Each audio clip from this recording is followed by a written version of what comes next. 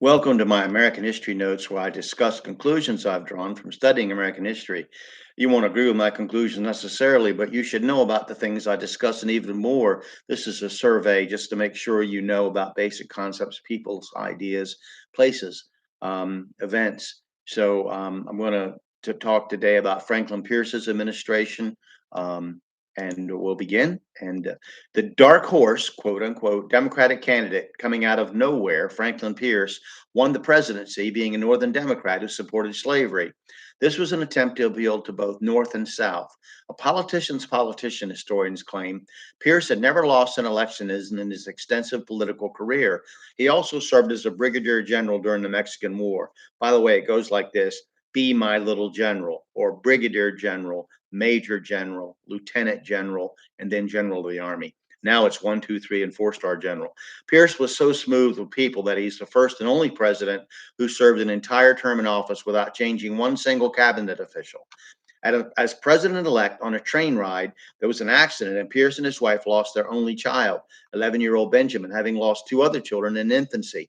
His entire administration, he was plagued by a horrible sense of guilt, since his wife believed it was God's will that Benjamin should die so that Pierce would be concerned only about the country during his administration. His grieving wife did not attend her husband's inauguration. Jane Pierce continued to grieve throughout her husband's presidency. Pierce believed strongly in manifest destiny, even though he might not have personally called it as such, and wanted to be another pope. He offered Mexico $50 million for the northern part of that country and lower California, but all he achieved was a strip of land across lower Arizona and New Mexico to be used for a railway to the Pacific coast for $10 million called the Gadsden Purchase. He also tried to buy Cuba from Spain and rejected Hawaii's proposal for immediate statehood. He did send Commodore Matthew Perry to threateningly open up isolated Japan as a trading partner. While refusing funds for internal improvements, as all Democrats had done in the past, he did authorize federal funds for a transatlantic cable to better communications with Europe and made land grants to railroads out west to better able the Transcontinental Railroad.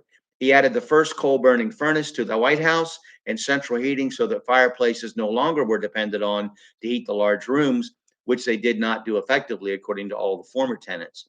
Because of his effort in helping Stephen A. Douglas of Illinois push through the Pro Slavery Kansas Act in 1854, which repealed the Missouri Compromise of 1820, his party nominated James Buchanan for president to attempt to heal some of the great wounds that were opening up in the country.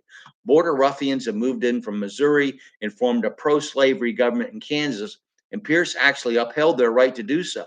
Slavery was now an almost religious issue, with people being opposed to it on the grounds of its wrongness and inhumanity, and those being for it using the much worn mantra, a phrase repeated over and over again in the Hindu religion, of it being their constitutional right. In his final State of the Union message, he accused the anti slavery forces of the North of pushing the country towards civil war. In retirement, he proposed that his Secretary of War, Jefferson Davis, be the Democratic candidate for president in 1860. Living in the North, Pierce was viewed as something of a traitor due to his views on slavery and died a bitter, heavy drinker in 1869.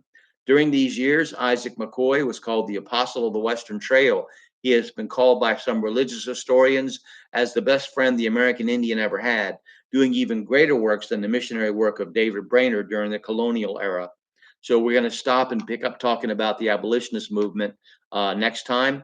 I hope that this prompts you to study American history and come to your own conclusions using historians, historical writers you trust, primary sources like letters, journals, laws, news articles, things like that.